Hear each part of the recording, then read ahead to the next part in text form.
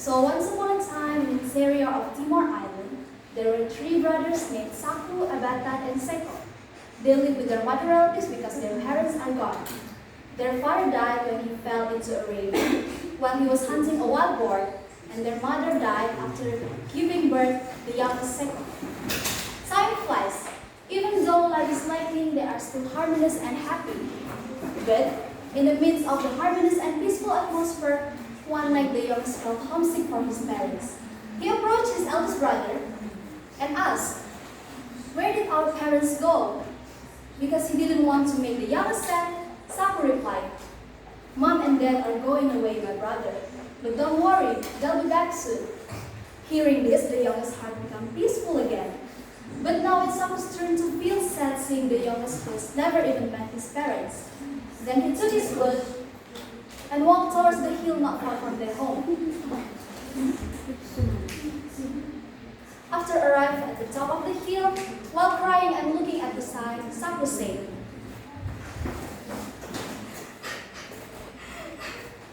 "Mother, Father, we really miss you.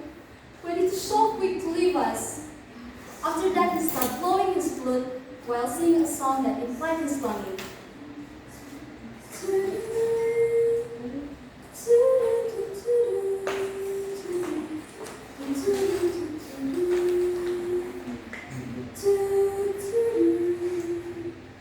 While he was leaving the song, suddenly the spirit of their parents descended from the sky.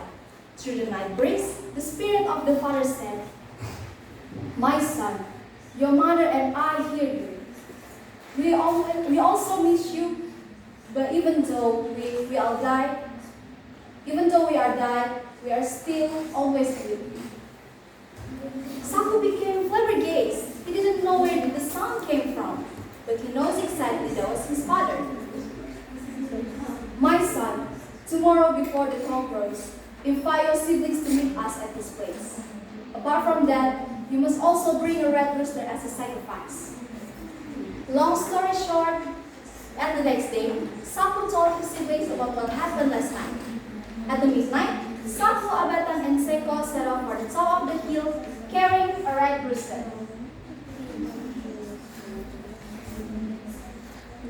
After arriving at the top of the hill, suddenly a strong wind blew. As soon as the wind stopped, suddenly they saw two shadowy figures walk towards them. "Mother! Father!" Saku and Abatan shouted. Understanding that the two figures were his parents, Seko immediately ran to them and hugged them. "Mother! Father! I really want to see you." "We also miss you all, my son," replied the mother. Then the spirit of the father took them to the bottom of the ravine. After that, he ordered Seko to slaughter the chicken he was carrying. As the chicken's blood touched the earth, suddenly two fat pigs appeared in their midst. And the three brothers immediately burst the pig and stroked them. After that, soon dawn slowly appeared. At the same time, the spirit of their parents suddenly faded and finally disappeared. Realizing that it was already morning, the three brothers escorted the pig their parents gave them down the hill towards their house. And from that time on, they began to raise pigs for breeding. In addition, to commemorate the event of their meeting, they named the hill Fafinesa Hill, which means Hill of Fat Pigs. Until now, the hill can still be seen to the north of Cape City at North Central Timor Regency, East Nusa Tenggara Province. The moral of the story is to remember that all parents love all their children. Even though they have died, their love still remains in the heart of their love remains in the hearts of their children. That's all from me, and thank you.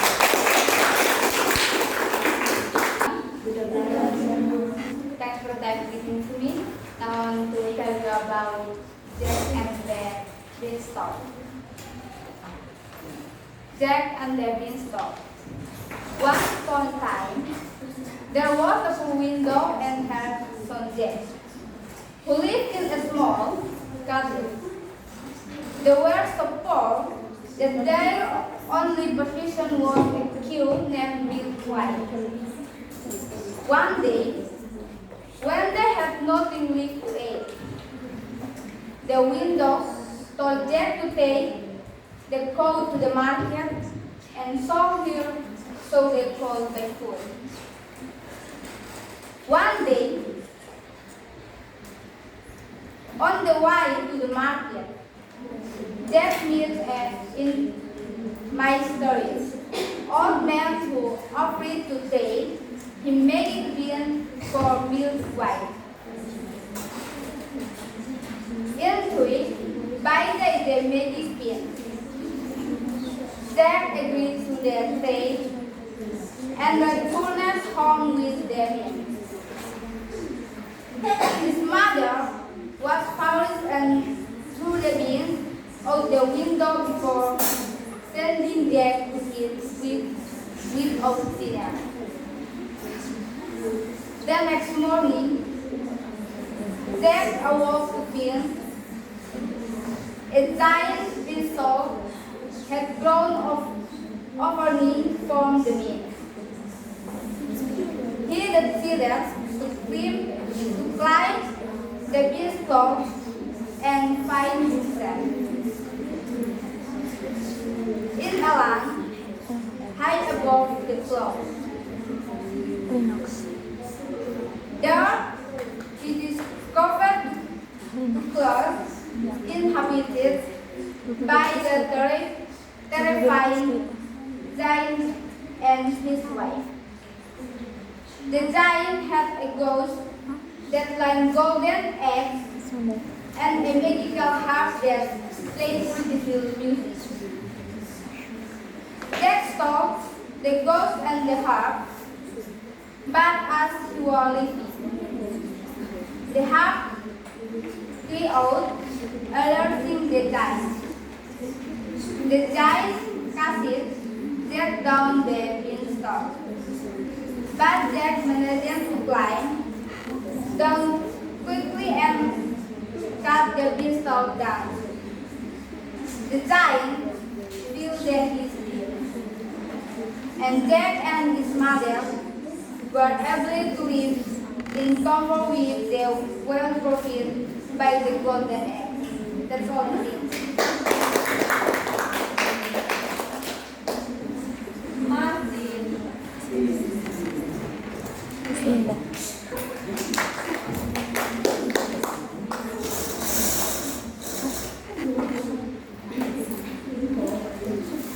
Martin, iklan.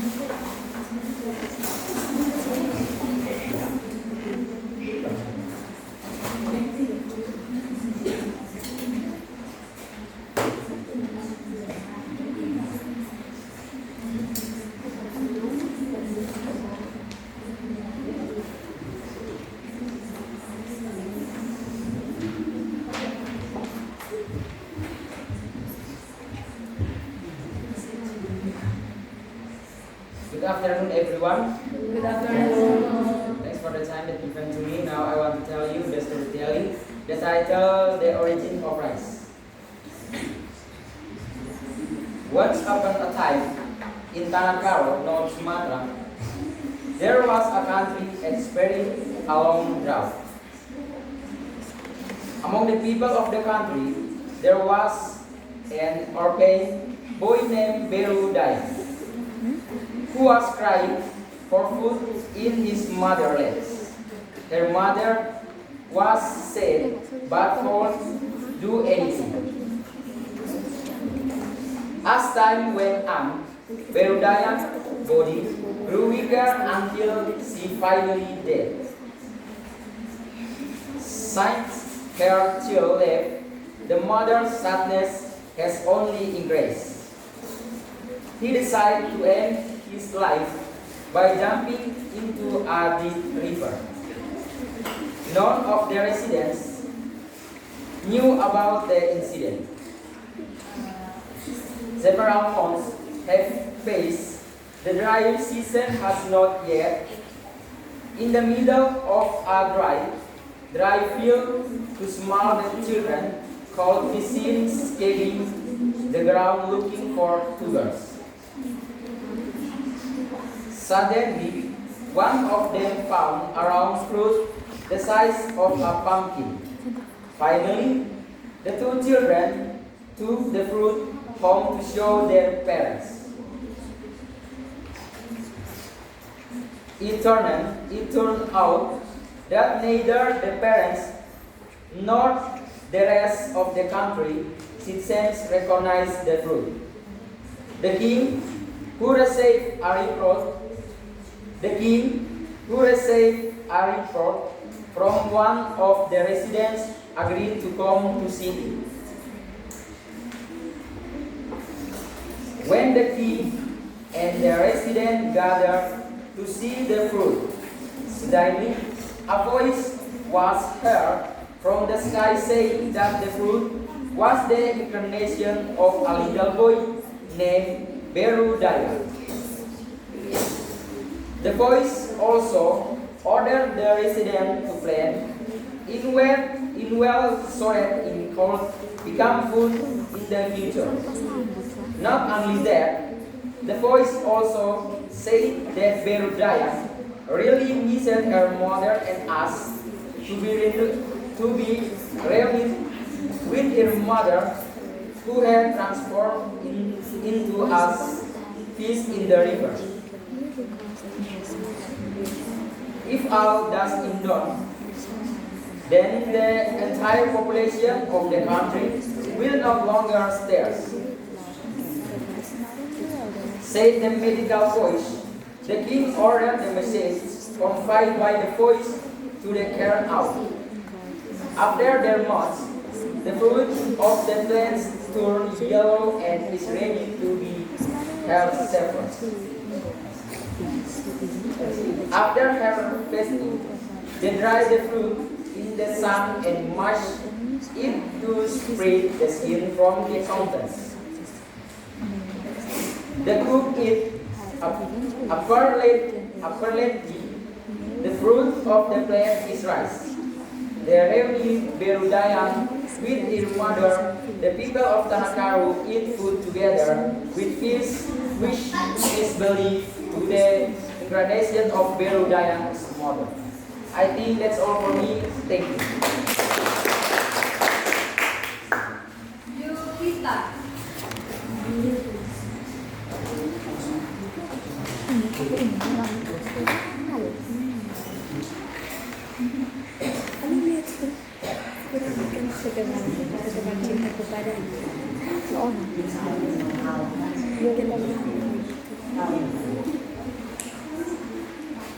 Thank you for the time you've given to me.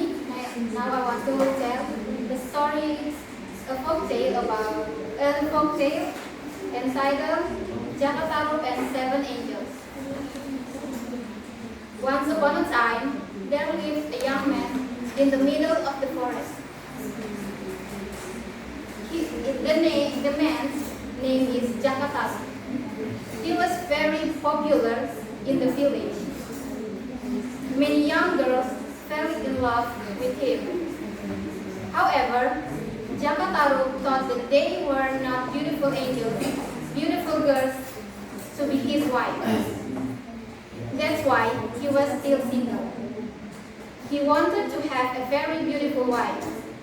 As always, Jakataru went to the forest to collect some wood. Suddenly, he heard some noise from the waterfall.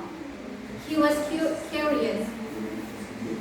The noise was from the girls taking a bath in the waterfall. Slowly, Jakataru walked to the area. When he arrived there, he saw 7 beautiful angels taking a bath. He was really amazed by their beauty. After they were finished, the angels slowly took their showers. Amazingly, after they wore the shawls, they flew into the sky. They were not humans. They were spirits. After that, Jakataru went home. He was very restless. He was still thinking about those 7 angels, beautiful angels. On the next day, Jakataro then decided to go back to the waterfall. When the fairies were taking a bath, he stole one of their shells, and that made one fairy unable to fly back to the sky. She cried. Jakataro then approached her. What's wrong? What are you crying? I lost my shell. I cannot go back home. All my sisters have left me. My name is Nawasula. I will give you anything if you can find my shell. I'll help you, but if you can find it, you can stay at my house. You can be my wife, said Jakataro.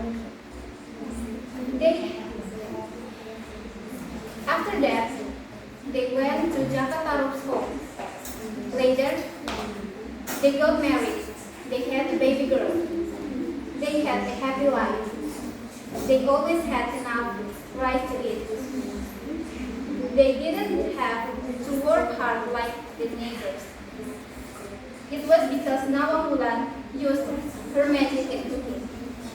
One day, Jakataro asked her about the magic. Nawamulan didn't tell him the secret and asked him not to open the cooking pantry. She said that if Jakataro opened the lid, they had to work hard to get a lot of rice to cook.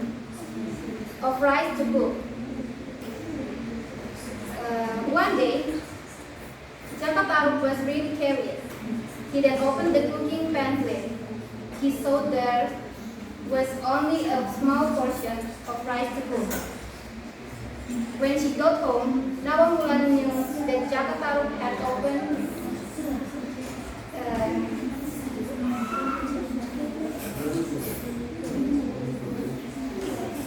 now she had to take a big portion of rice to cook.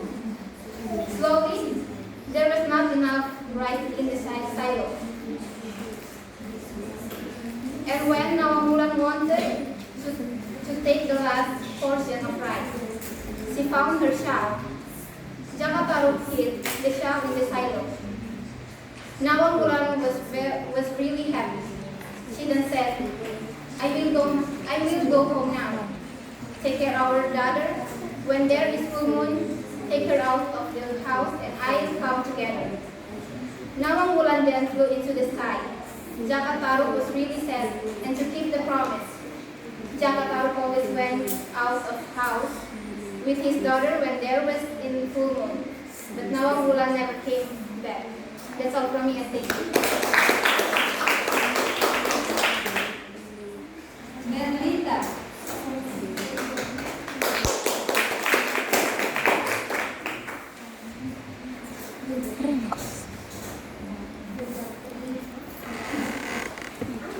Oke, setelah Merlita kita break dulu. Yang mau nyanyi boleh. Ya, yang mau nyanyi ya. Jadi setelah 10 orang kita break time. Biar nggak bosan gitu. Jadi persiapkan diri yang mau bernyanyi.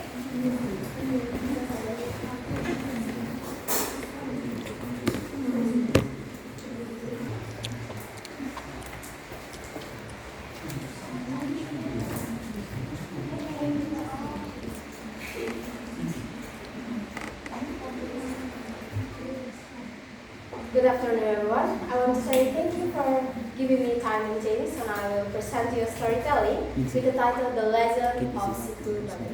I hope you are enjoying this story, and please have your attention.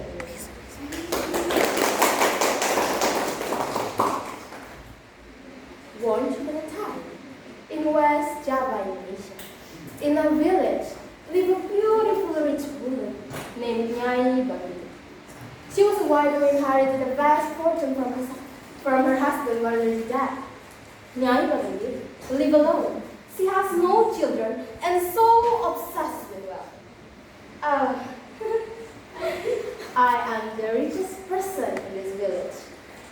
Oh, how I love to be rich. Nyai Pagandit is a rude woman and a cruel woman. She always rude and cruel, especially to the person who asks for her mercy. One day, an old woman came to her to ask for her mercy.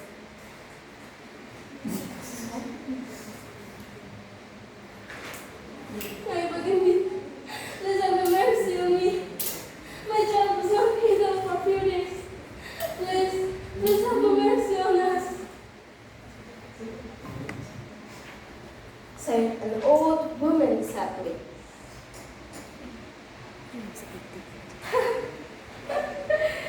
Help you?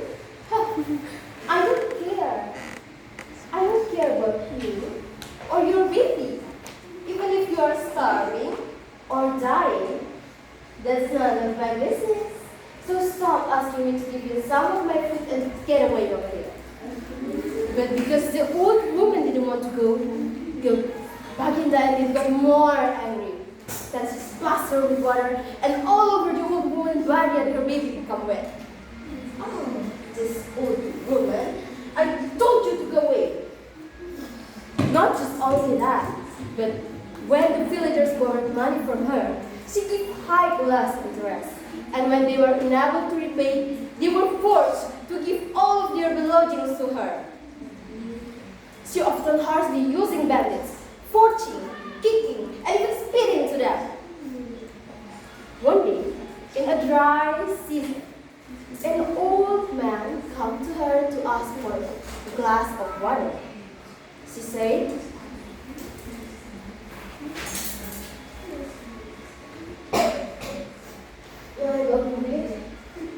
I'm so thirsty. If you don't mind, would I take water from your well? You poor old man. This well is mine, so only I can enjoy the water. Do you think that you, a poor old man, will set water from my well? No, no, no. Get out of my yard, said Nyai Pagandit rudely. Nyai Pagandit, you become a cruel woman because of your wrath.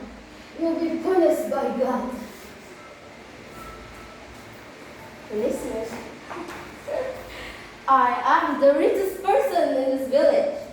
No one can punish me, not even God. No one can punish me, no? Nyai Pagandit, you are so stingy with your water. Now I will give you more water. This water is your punishment. This is the tears of a person who suffer as a result of your action. You and all your possession will drown in the water. Then the old man stick her stick in the ground and pull it up. And then the water came up and it pressed into the water. And it pressed into the air. Keep coming over and overflow. Oh, what is this? Where does water come from? Oh no, my pressure, my well. Please help, help.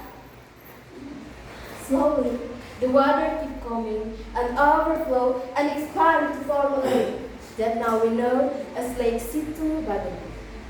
The moral message from this story is you have to be humble. You have to help to other. You have to help to each other, and please don't be a greedy woman. That's all from me. And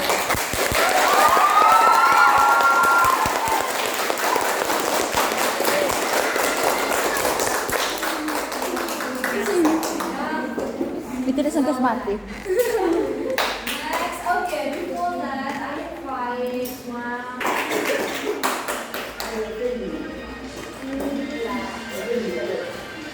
Stuck on you. I've got a spin down deep in my soul that I just can't lose. Guess I'm on my way. I needed a friend, and the way I feel now, I guess I'll be with you to the end. Guess I'm on my way. find my friends that know these songs to sing together with me? Anyone? I did it first. No. Stuck on you, beautiful too long. I guess it's time for me to go. Guess I'm on my way. Together. So I wanna see that I'm not like you, better one for a man like. Guess I'm on my way. Might like to stay. Prepare for that. Okay.